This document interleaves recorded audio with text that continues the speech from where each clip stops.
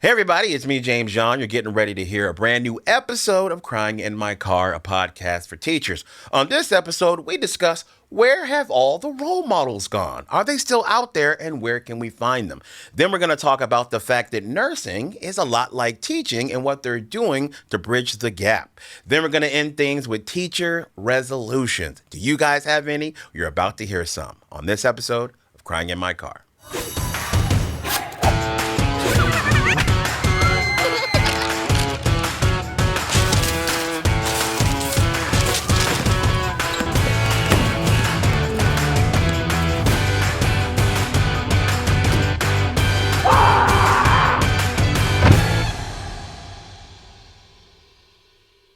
Hey everybody, welcome to Crying in My Car, a podcast for teachers. My name is Devin Siebold, and I have James John in the house. What's going on? Yeah, we are here to make you laugh and talk about all things teaching. Now, please do us a favor, share out the podcast. Let everybody know that you listen. Share it with your coworkers, your friends, your family, random people on the streets, whatever you want to do. Yeah. And leave those comments below. Hit that thumbs up. At very least, if you're on YouTube, just hit the thumbs up for us and let everybody know, hey, look, this is a good one. We enjoy them, and we appreciate it. James. Yes, sir. As you know, I used to teach government. I remember. I taught everything, by the way. Everybody always asked me when I taught. I taught social studies, which included everything that they needed filled because we were constantly losing teachers. So I taught government, economics, Psych 1, Psych 2, U.S. history, American history, geography, human geography, law, and advanced and AP versions of all those. Pretty much. Okay. Yeah. That's a lot. Yeah. That is and a partridge in a pear tree. And intensive reading. I also taught intensive reading for a while, too. So that was So wild. you were a jack of all trades, man? Yeah, you know me. I know you, bro. But all right. here's the thing. When I used to teach government, there was one thing that I would bring up to my students, and I want to bring it up now to teachers, people listening, and to society in general, because I just don't see it anymore, and I think we're losing the importance of what I don't see. Okay. Now, here it is. We would talk about the role of the president, okay? And I would always say, he's the commander in chief. And they would all go, oh, yeah, he's the head of the military. And I'd say he's the chief of his party, and they'd be like, oh, yeah, he's the head of the party. That makes sense. And then I would say one that my students were like, what? I would go, he's also, and this is what they are, he's also the chief role model. And they would say, role model, we don't look up to, whoever was at the time. They say, we don't look up to Biden. We don't look up to Trump. We don't look up to such and such. We don't. But it used to be that the president set the standard. The first time, do you remember when Obama called Kanye a jackass? I do. Do you remember that they were like, the president cursing Yes. is not okay? Oh, no. I'll take it a step further than that. Yeah. They freaked out when the president wore a brown suit. Yeah, tan. A tan suit. Yeah. They're like, oh. Yeah. But that was when we had a standard of this is a person that has to represent us and set the bar. It's different. Now, I'm not going on a political rant. I understand. Here. I get it. What I'm trying to say is something that we haven't seen. We don't see it anymore. And that's the role model. We used to have role models as a society, people that we looked up to, and we said, hey, that's who I want to be. You had role models in your school. Yes. You had local role models, the sheriff or the person that led your, county in the track and field. Yes. That was, we even go, you ever drive through a small town and it's like, home of, and it says like a random person. Yes. And it's like they were the cow milking champion 1969. Blue ribbon winner. And you know what's funny is nobody cares anymore when we drive through. But do you realize in the 1960s they were like, is he here? Yeah. Oh, man. Oh, goodness. Yeah. He doesn't, he's a celebrity. Yes. And it wasn't even just a celebrity. They were the people that you looked after. We had up to the Rat Pack. We had the people that dressed constantly nice, that had a decorum about them. Yes. And that was just who you were. And I think, honestly, the last real role model on a massive scale, I think recently passed away, and that was Queen Elizabeth.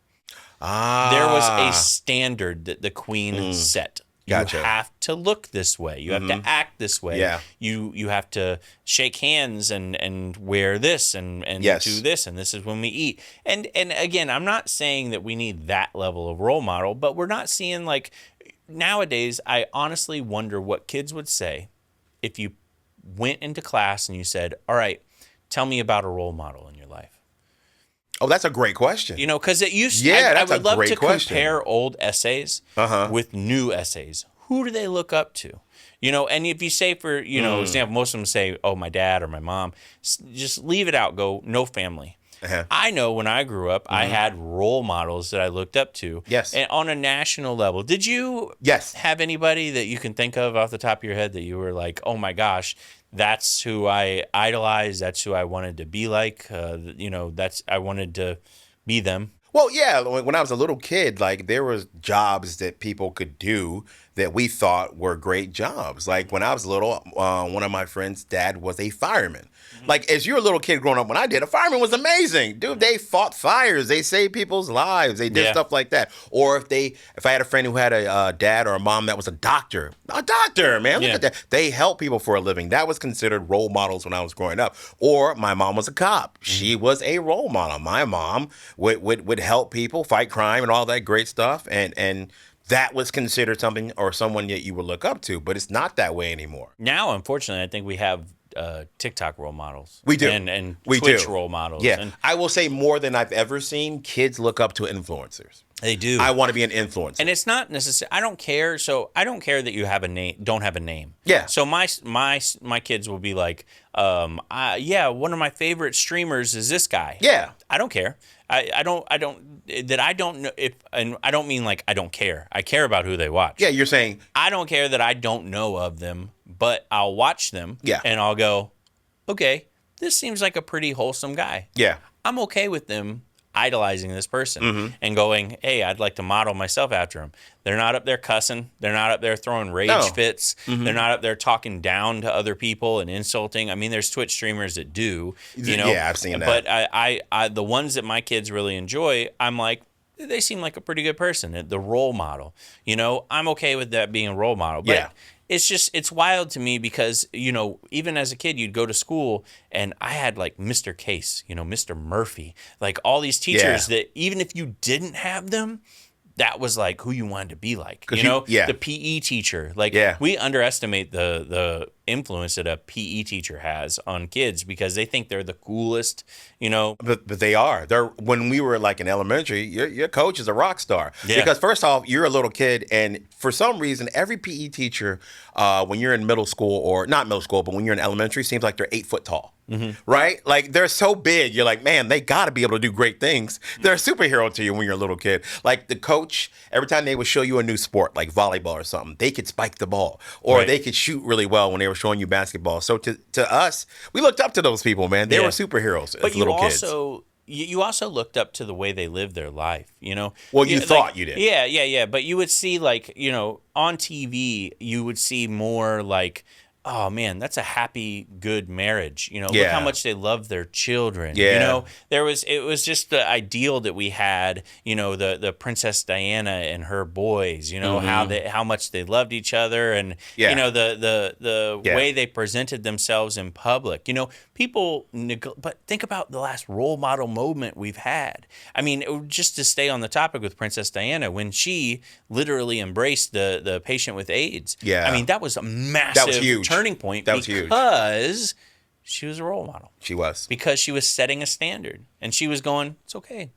Guys, fine. It's all right. Yeah. You can't go in there. Yes, I can. This is how we can act. That's right. And it set a precedent, and people were like, oh, well, if Princess Diana can do it, So can I. I can acknowledge that. And I feel like we have almost like the opposite of that now. We have people telling us who to hate, not who to love. Oh, absolutely. But I mean, that just goes back to, well, social media can be a great thing. It can be a thing to use for good. But a lot of times it's used to, spew hate and get us divided and start an argument or whatnot. But yeah, I think there's a lane where people have actually adopted on social media where, let me tell you who you should hate. Dude, even the stuff where we're meant to like feel good is fake. You mean It's usually not even it's done artificially for done. genuine purposes. It's done for the views.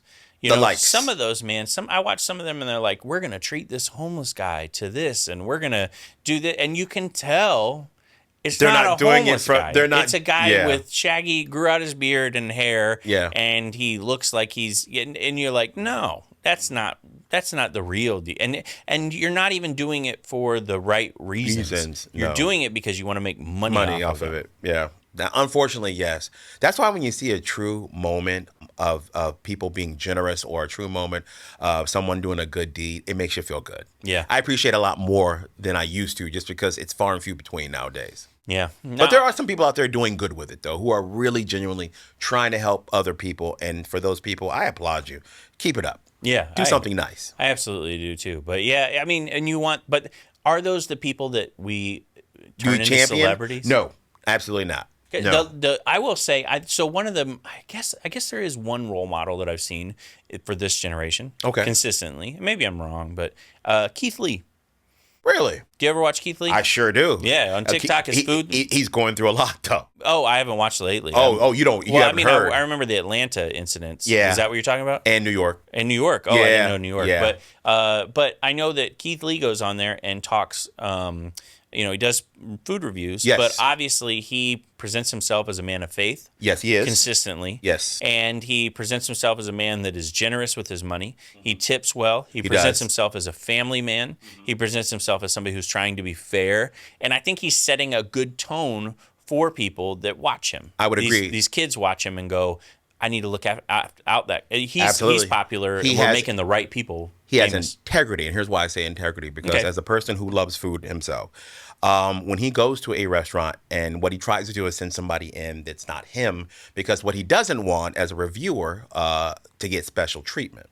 So if they do find out it's for him and they're like, oh, no, right this way. Like, no, I will not butt a line. I will not get seated before someone who's been waiting before me. I want this to be fair. Yeah. I will not take free food. I will pay every single time. And he doesn't go into a place and just spends like $20. He will literally spend a couple of hundred trying every different dish, and he will tip very well. So I do like him for that. He has integrity in what he's trying to portray. Unfortunately, though, I think a lot of kids out there look more so online at the people that go, do you know who I am? Yeah. Yeah. You treat me Yeah. with respect. And because I see Yeah. that a lot of teenagers are like in this mindset of I demand, acknowledgement. Yes. Yes. Do you the know? entitlement Yeah. is there. Or the threat of, if you don't treat me a certain way, I'm going to use my platform to tear you down. Right. The threat of that. So, yeah. That too. Yeah. So it's brutal. I did that once. You did not. I only one time. I did get a little mad.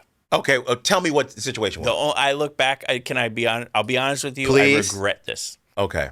I went and got my car fixed at a Nissan dealership locally, Okay.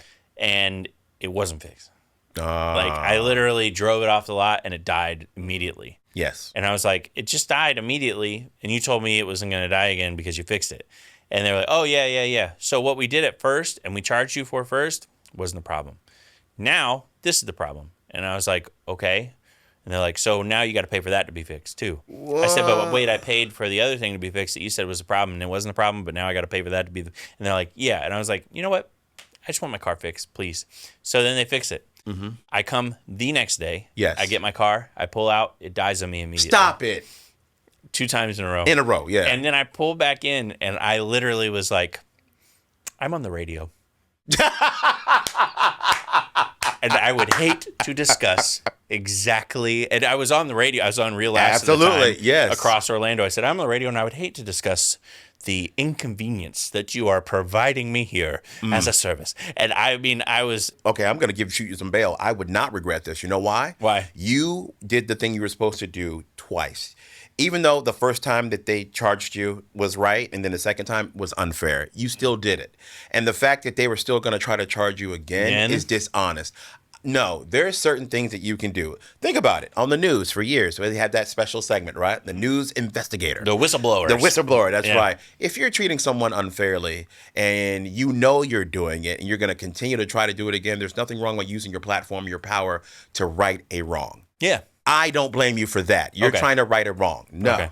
No. Good. And shame on that dealership. Yes, exactly. Yes. Shame on them. Shame I on never them. actually. True story. I refused to buy a vehicle from. I don't blame you. That company. I don't anymore. blame you. I'm Yeah. not doing it. I'm not doing it. Because of how I was treated there. It was not good. It didn't. There was more to it. Even it got way worse. They were not nice people. I ain't mad at you. Yeah. Nah. And what's funny is like literally. It was right after the pandemic when everybody was buying cars. Yes. And I even told them specifically that I was like, look, you guys are selling a lot of cars. I said, this will die down and you'll need me as another customer again. And I said, and I won't be here after this. And they literally were like, whatever. Yeah. And then like a year later, I get a text message and they're like, were you interested in a new car? We have a lot of inventory. I know you do. Yeah. All right. Let's jump into the teachers in the news, shall we? Yes. School administration won't discipline the class clown, so teacher has to handle it his own way and makes him cry. I know. So, anyways, this is an interesting story. I think it's out of Japan. And there was a story that was posted that said, I'm an English teacher in Japan. I love my job. I absolutely love teaching kids. I've never made a kid cry until today. I wonder, teachers, have you ever made a kid cry? I mean, intentionally, non-intentionally. I don't think I have. And as weird as that, I don't get mad. So I have witnessed it, and it shuts everything down. Oh, yeah? Oh, yeah. Yeah. The kid starts crying, everything's done. Lesson is over. We're going home. Yeah. So he says, I have a student. Let's call him Sam. He's 12. Class clown, absolutely loves attention, will do anything to get his classmates to notice him. And I think this is a perfect way. She's asking, am I right or am I wrong? She said she has had experience with goofy kids. She adores them all around. They Goofy joke. kids? Yeah, they joke. You know, Gotcha. And apparently this one has just made her uncomfortable. Uh-oh. He is super disruptive, says things to other students. She tried telling a boss and coworkers. They basically said, you're on your own. So recently she arranged his seating so he was far away from the other boys and didn't keep acting out. And it worked for a couple weeks until he decided to then, I guess, get bored. He spent most of the class insulting her in Japanese. Now, the class is second English language learners, and they are Japanese children, and she's hired as a former teacher. She cannot speak Japanese to them, even if she knows it. Wow. Yeah, apparently that's the rule there. That's Okay. wild. So, all right. Anyways, she said that this class clown started calling her disgusting and a stupid old lady. And she said she got very upset and decided she would turn the tables on him. Uh-oh. And so she said, what can I do? And in a loud voice said, what'd you say? And she knew exactly what he said, and he repeated it, disgusting. And she said, oh, does that mean cute? You think I'm cute. Oh. Thank you. Okay. And then he got angry and tried to hurl another insult at her, and she kept doing the same thing. Oh, you think I dress nice. Oh. Wonderful. You are such a kind child, as he's calling her ugly. And the other kids start laughing at this whole situation. Apparently, though, he got frustrated and burst into tears. And apparently, she got in trouble for making the student cry. Wait a minute. Okay, first off, she didn't yell at the kid. She didn't physically touch the kid. And all she did was just say, hey, thank you for what you're doing. And she's in trouble? Yeah. Welcome to teaching. Yeah, that's funny. I just summed it all up. Yeah. Correct. Moving on. No, it's one of those situations where you're like, really? And it's like, actually, I could see that. But you know what I haven't asked? And it's an obvious question to ask when we hear these different things. Where are the parents in these situations? If you have a kid that's acting out that much and disrupting your classroom, and you actually communicate to the parents, what happens at that point? I don't know. Imagine if you got the phone call that your child was calling the teacher disgusting and ugly and old. My kids know. There's going to be consequences when you get home. I could picture the teacher. Hello, Mr. Yon. Yes, your child called the teacher disgusting. Hold on, there's a knock at my door. Oh, it's you. Hold on. What took you so long? Yeah. Bro, we just, and we've said it before on this podcast, we were never those parents, man. We would go in and we wanted to find out what the problem was, and you better believe we're going to solve it one way or another. That would not continue my kid being a disruption. Yeah. I'm sorry. There's just no role models in the world. Oh, that's what it is. That's what it is, man. Call back. All right. This is, welcome to the real world in El Paso, Texas. Parents of students within the Socorro Independent School District received an email on Thursday. Okay. And it's concerning to them. And I don't know. I don't know if they're just really like used to very good treatment or not, but apparently the Texas Education Agency has established a 22-to-1 student-to-teacher ratio. Well, amid growth in the area, they sent an email and said, by the way, you're going to have to go to an additionally higher 23-to-1 school ratio because we just don't have enough teachers and it's expanding. And apparently the parents are mad about this. Now, it seems like a small thing, 22-to-1, 23-to-1. Got it. But you're literally saying, hey, look, we need to get more kids in the class. And I think it's too many. I think 22 is too many. 23 is way too many. I was going to ask you because I'm a parent. I don't know what the right number would be. So I'm asking you as a teacher, what's the right number? The key here is it's elementary school. Okay. And we're talking K through 4th. K through 4th, I think, have to be the lowest numbers. Yes, I would agree. Because there is so much attention that needs to be given to the students. And, as seniors in high school, I mean, I'd have classes that were 32 or more. Okay. That stunk, But you're talking per teacher, 22 kids per one student, one teacher. That's a lot for little 23, kids. 23, yeah. It's a lot. Picture right now, 23. No. 23 7-year-old children walk through the door right now. And I say, bye, James. Have fun. By the way, see you in 6 hours? 6 hours. 6 hours. You got this, gotcha. My friend. It would be me on the window like this. Please help. You'd literally be like on YouTube, 6-hour Blippi marathon. There you go. Yeah. We got 6-hour Dora the Explorer where I need one video. Yeah. And something. Yeah. But that's the thing, man. It's just too many. That's a lot. But they're now asking. It's the concern is from the parents. They're like, so now we're just going to continue to. It's like what happens next year when the growth continues. Yes. Are we going to go 24-to-1, 25-to-1, 26, 27? When does it stop? When do you get more teachers? When do you expand the schools? What's the ratio? I think the ratio is already too high. Because I'm just guessing, but if the ratio goes up for kids, that doesn't necessarily reflect what the budget's going to do. Right. Yeah, it's true. The budget just doesn't go up. No. It does not. 15-to-1, I think, would be ideal. That seems right. I think so. What is it truly, you think, as national average? National average, probably close to, I'd say 23, 24. Got it. I think state of Florida's 24 is our cap. But it's wild because it's an average. That's the problem. Yeah. Is that I would have 32 kids in my class, but I would have 32 kids in a regular class these are the regular students, no advanced, no AP. And the IB class across the hall would have 8. Gotcha. And then they go, we got a low class size. Yeah, it's great. It averages. It averages out. That was the worst. I used to hate that. But I got to experience that as the impact of the small classroom as a teacher or as a student. So when I went to Flagler College, I took a big course on tests and measurements. Okay. And there was probably 40 students in there. Okay. And that course, I didn't get a lot out of. Okay. I thought it was okay, but it wasn't really like good instruction. Understood. Then I took a reading course. Well, that reading course was an optional course for reading certification that a lot of students didn't take, but I knew that I would need it where I wanted to teach. So I took it. There were 8 students in that class. We met in the professor's office. We didn't even have a classroom. actual classroom. Yeah. I've never gotten more out of a course. Because he had time to spend with each student. He's looking right at you. Yeah. You're not. Imagine 8 of you in there, and you're like, you know what? Let me just pick out my phone and text. You weren't doing that. No, you can't do that. But when there's 80 kids, and you're in the back, it's like, yeah, I'm gonna text. I'm gonna do whatever I want.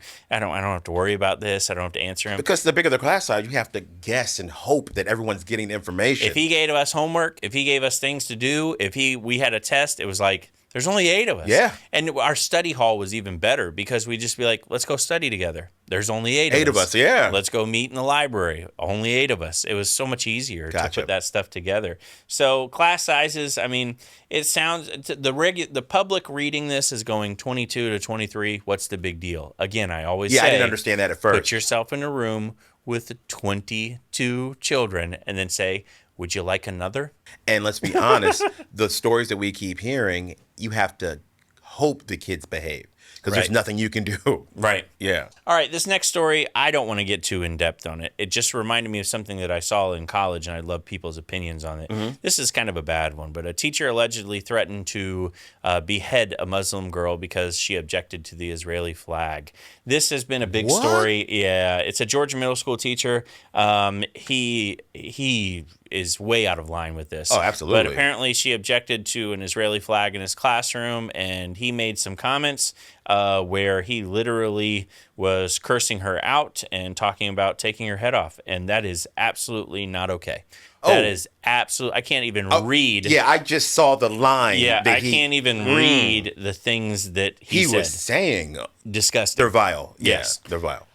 Why I'm bringing this up is because sometimes teachers take their politics, their things a little too literal, and they sometimes are so into it that they are passionate about it. And it's one thing to be passionate outside of school, but with the students, I actually had an instance happen when I was in college. That, this is wild, but I remember I took a class in social studies it was just a social studies course, and I was going to teach social studies, so I got a degree in secondary education social studies, James.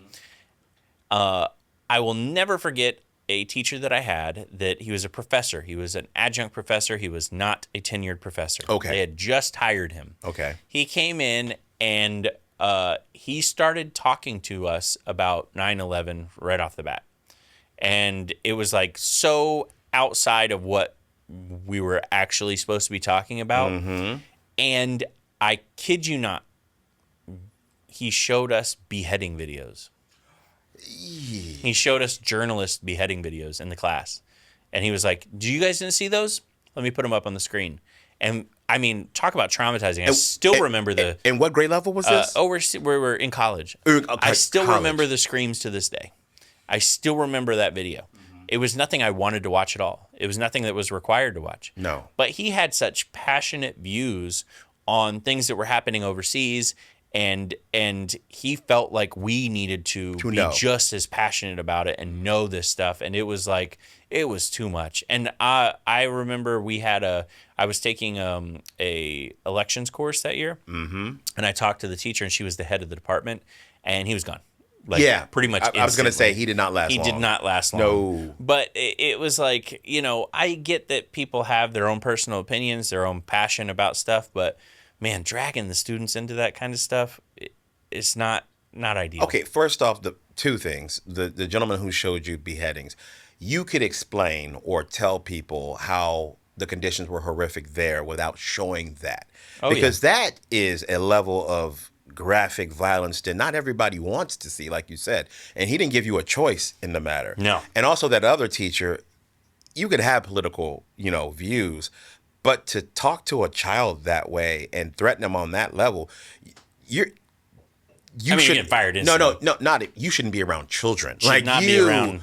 I agree. Yeah, and this is the thing. So before we get into the last teachers in the news, I want to bring this up because one of the biggest compliments that I get on this show is that we're not afraid to talk about the real world stuff that a lot of the podcasts from teaching shy away from. Yes. And that's okay. I literally pull up stuff like that and I go, oh my gosh, that's terrible.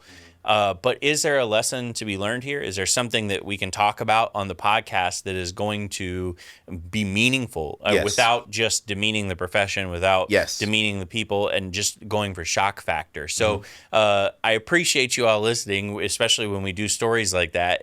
I know sometimes it can be like, oh my gosh, that's gut wrenching. That's not a good thing. But we kind of hopefully bring the actual reality of what's going on in the classroom, what teachers are experiencing, what students are experiencing, and we can provide some levity to it, some discussion, open it up for talking. Yeah. And I think that that's the important thing, is talking, just talking about it. Yes. Seeing what we can do to help. This last thing is absolutely amazing. But I'm really happy that they're doing this. Medical students, think about this. You're going in and you're going to be talking to patients. Yes. Now, James, let's pretend you had a health scare, okay? We're not pretending. 'Cause I did. We're going to pretend you had a health scare. There's a reason I started working out. Yeah. Yeah. Now, let's say the nurse comes in and they're like, James, here's what you need to do. And here's the pills that you're going to have to take. And here's how you take your own blood pressure. And you're going to have to call us, and you're going to have to do this, and you're going to have to do that. That's teaching.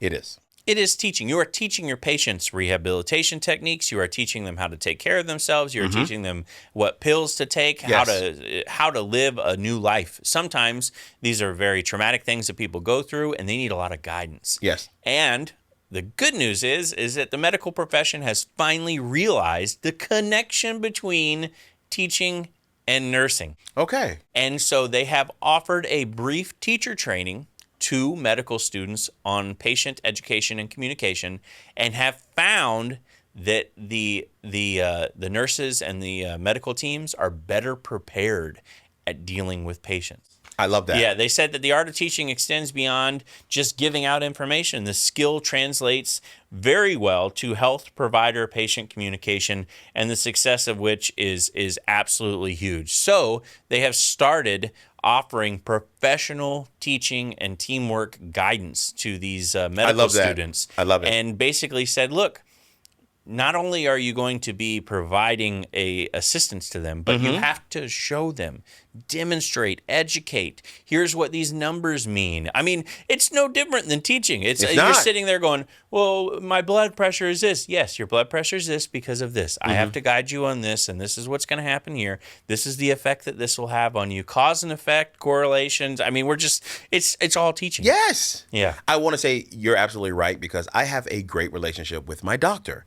My doctor is amazing, because when she explains things to me, it's not just do this, do that, because I said so. It's do this so it prevents this from happening. Let me tell you why this is important. And just like you said, my doctor's a great teacher. I've learned so much about my disease, having type 2 diabetes, from her, and now I'm actually beating it. Yeah. And it's under control, and it's great because the way that she presented the information, she taught me why I should care and know these things. Right. You were listening to her. You pulled out a Snickers bar and she smacked it out of your hand, and you're like, you're serious. Yeah. That's what I did wrong. Gotcha. That's what I did. But yeah, honestly, they say our educational curriculum allows medical students to learn the art of teaching, the pedagogy, and learning theory, and practice what they learned while working with these students in the classroom. And they expect the educational experience will make those students better prepared for patient education. I would agree. I would agree, too. I would agree. And can I say something on the medical field real quick? Sure. I have more good news, because I am the parent of this podcast. My son, Isaiah, just got accepted into the UCF nursing program. What? Yes, man. How do you have new children every time that we're on here? I do. We have done 72 episodes, and every single time you're man. like, guess what my child did? Yes. And I'm like, what? And I'm such a proud dad. Honestly, you're kind of turning into Christopher Walken on Catch Me If You Can. Your children, it's like, this week, my child's a pilot. Yes. He's next week he'll be a doctor. Yes. And it's amazing. I have really I know slipped right off your neck. There you go, right? I have really amazing kids. I know every parent says that, and all our kids are amazing, man. But they do great things, man. I can't wait. That's great, man. Yeah. So what's the end goal for them? He wants to become, I'm going to say the name completely wrong, when he's trying to become anesthetician.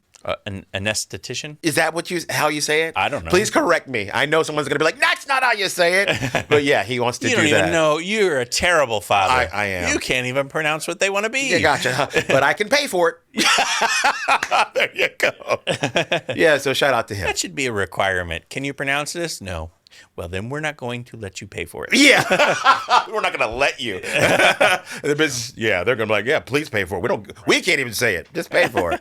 But it's funny reading that article because I think the second most prevalent career that I see at the teaching shows that we do, the board teach, is nurses. Yes. They're all like, it's the same. I post videos all the time. They're like, same. Yeah. Even this podcast, a lot of nurses listen to it. They're like, same. We deal with it all the time. Yeah. All right. The new year is upon us, Mr. Jan. Do you have any New Year's resolutions?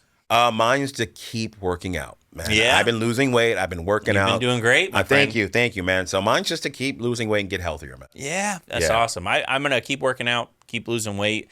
I got a few other personal things that I'm going to try to better myself on. I definitely want to produce more content to continue with the state of teaching thing. I really enjoy that. But I'm definitely also going to be try to be more involved in charities throughout the year. And you do quite a bit of it. I know we don't. Honestly, we don't talk a lot about it, but you do. You give a lot. One thing I'm going to work on is start producing content on a normal basis because I don't. I don't. I'm not one of those guys that loves it. I'm learning it. Thanks to you. Thank you, sir. But I'm going to start. That's my new challenge for this year. Is keep working out and make content. Yeah. It's making people laugh, Yeah, it's a good, man. Good little thing. Ain't nothing wrong with that. Nothing at all. No. Now, I have an old podcast notes here that I brought up because I wanted to bring it back. I know a lot of our listeners are relatively new since the board teachers merger, and some of my oldest stuff, a lot of people were not introduced to, or they may have forgotten about it. Okay. And I did the New Year's resolutions for teachers. New Year's resolutions that teachers would want to say to themselves. This New Year's resolution for a teacher will say, I will, hold on, let me get this bigger here so I can see it. Maybe I need glasses this year. That might be my New Year's resolution. I will not just walk away from the copy machine anymore when it jams. I will ask a student to go check on my copies and then blame them when someone confronts me. That's wrong. What did you do? Dude, I love that. What did you do?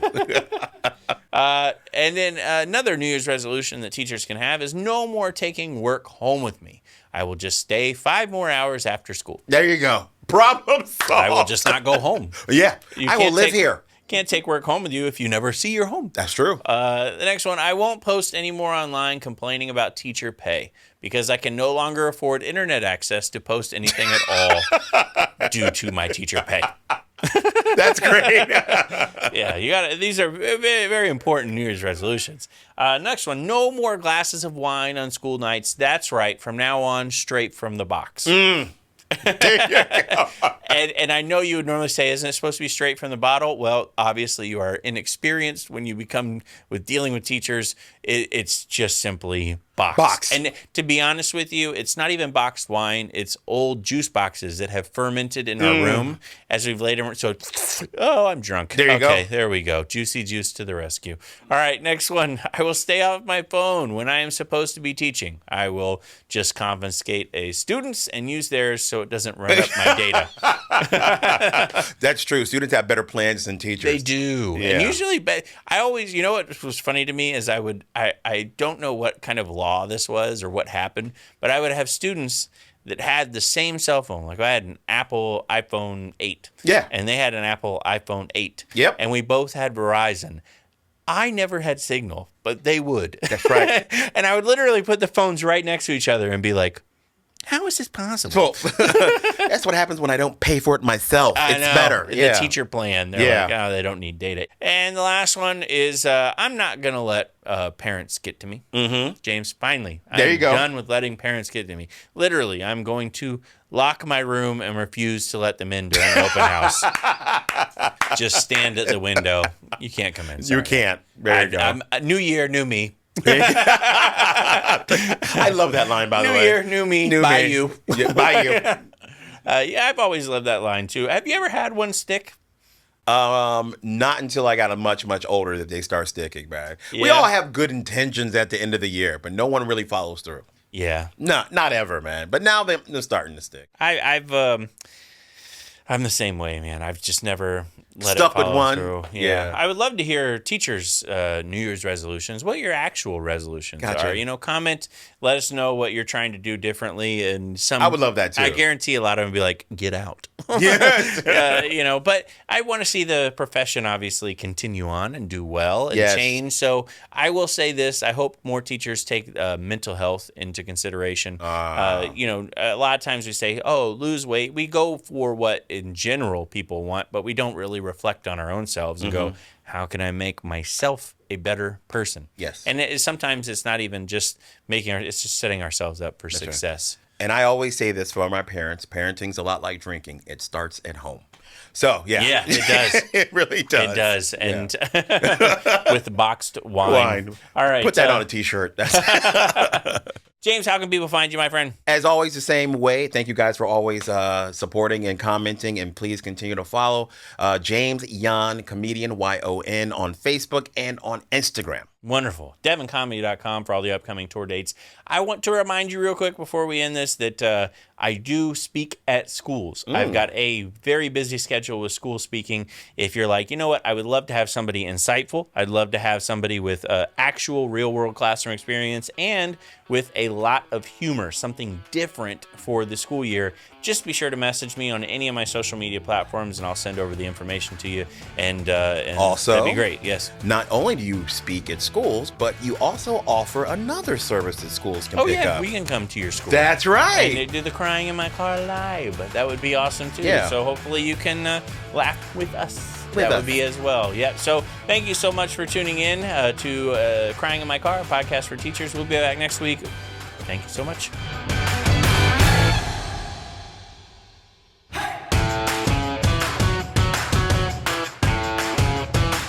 There might be a clip up there. There might be a clip down there. If it's got our face, if it's other people's stuff, come back. Don't click on that. But us suggested things. That's us. Crying in My Car. Devin, Siebold, James Yon, board teachers. Watch. New trailer for Indiana Jones. No, don't do that. Don't do that.